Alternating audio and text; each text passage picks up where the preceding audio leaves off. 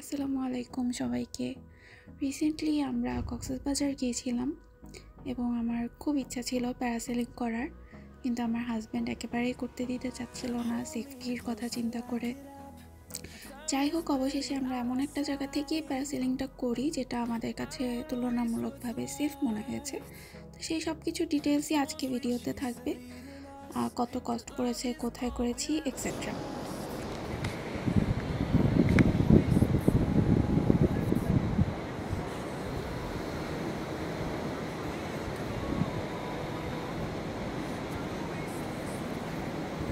এই তো আমি উঠে যাচ্ছি আকাশে।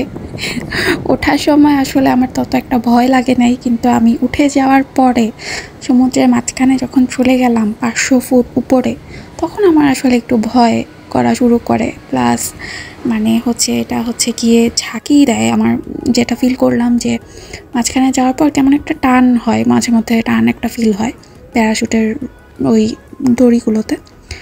তো ওটা ভয়ের ছিল। ফার্স্ট যে ক্লিপটা আপনারা দেখলেন ওটা ওখানকার কিছু ডিএসএলআর ম্যান ভিডিও করে দিতে চায়, তো তাদেরকে দিয়ে আমরা ভিডিও করেছিলাম যে ওনারা স্টার্টিংটা আর ল্যান্ডিংটা দুইটাই ভিডিও করে দেয়। দুইটা ভিডিও ওনারা আমার এবং আমার হাজব্যান্ডের দুজনেরটাই করে দিয়েছিল এবং আমাদের কাছে চেয়েছিল আই গেস 600 টাকা, কিন্তু আমরা এটাকে পরে 300-তে রাজি হই। এটাও যদিও হয়তো আরও বেশি, অনেক বেশি, আরও কমে আপনারা করতে পারলে অবশ্যই করবেন। তো আমরা যেখান থেকে প্যারাসেলিং করেছিলাম এটা আপনার ইনানি বিচে একটা নতুন হোটেল হয়েছে, বেওয়াজ। তো বেওয়াজের সামনেই এই প্যারাসেলিংটা হচ্ছিল, যেটা আপনার সেনাবাহিনীর তত্ত্বাবধানে আর কি করা হচ্ছিল, সেনাবাহিনীর লোকজন পরিচালনা করছিল।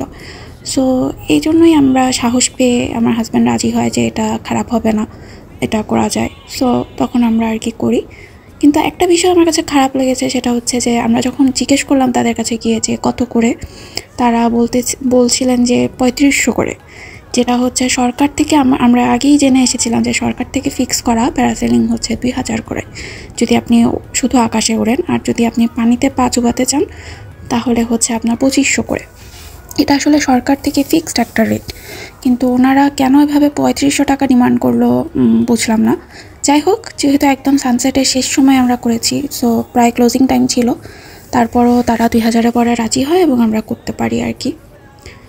সো উপরে উঠে খুব ভালো লাগছিল, আবার ভয়ও লাগছিল। আর সবচেয়ে স্কেয়ারি যে পার্টটা আমার জন্য ছিল সেটা যে আমাকে বলা হয়েছিল যে দড়ি ধরে টানতে হবে, একটা লাল দড়ি, সেটা ধরে টানতে হবে ল্যান্ডিংয়ের টাইমে, যখন তারা মাইকিংয়ে বলবে তখন। কিন্তু আমি এটা করতেই পারছিলাম না, অনেক শক্তি দেওয়া লাগছিল। So it was really very tough for me. তো আমি উপরে দাঁড়ায় অনেকবার বলছিলাম যে আমি পারছি না, আমি অনেকবার ছেড়ে দিয়েছিলাম, ওটা ধরে রাখার নিয়ম ছিল। তো আবার মাইকিংয়েও তারা বলছিল যে টানতে হবে, না হলে পানিতে পড়ে যাবেন। 3 মিনিট 27 সেকেন্ড থেকে আপনারা শুনতে পারবেন যে আমাকে মাইকিং এটা বলা হচ্ছিল।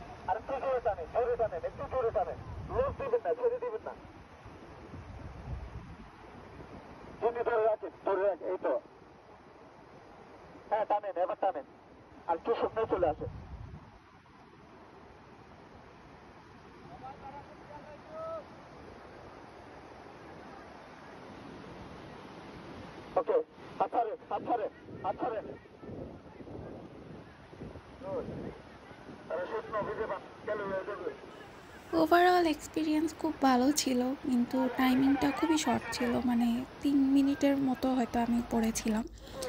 সো এই টাইমিংটা আর একটু বেশি হলে ভালো হতো। এটা আবার হচ্ছে সেই ডিএসএলআর ম্যানের ভিডিও, যেটা হচ্ছে ল্যান্ডিংয়ের টাইমে উনি ভিডিও করে দিয়েছিলেন।